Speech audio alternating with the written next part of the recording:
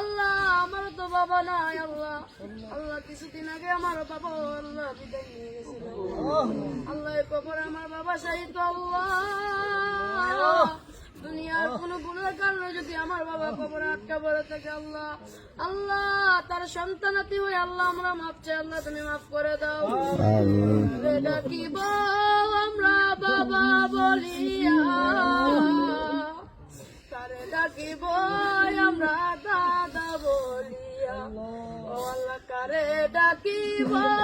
আমরা বাবা বলিয়া,